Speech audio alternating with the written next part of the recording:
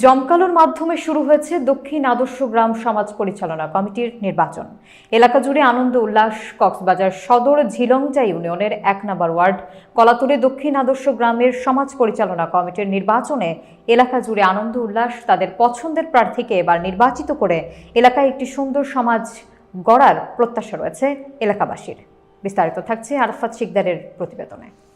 উল্লেখ্য, সমাজ পরিচালনা কমিটির নির্বাচনে সভাপতির পদে প্রতিদ্বন্দ্বী করছেন অত্র এলাকার কৃতি সন্তান এবং সমাজসেবক, বর্তমান জাতীয়তাবাদী দল বিএনপির শ্রমিক নেতা মোহাম্মদ আবুল কাশেম।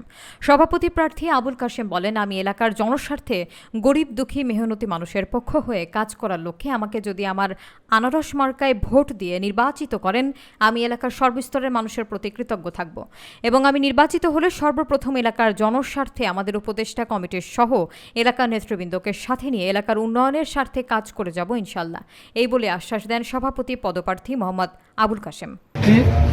নির্বাচন করতেছি সভাপতি প্রার্থী আমাকে এনআরএস মার্কে ভোট দিবেন।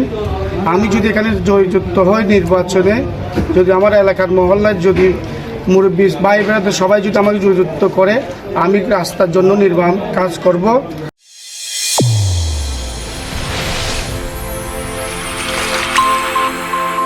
চ্যানেল A1 হৃদয়ের স্পন্দন।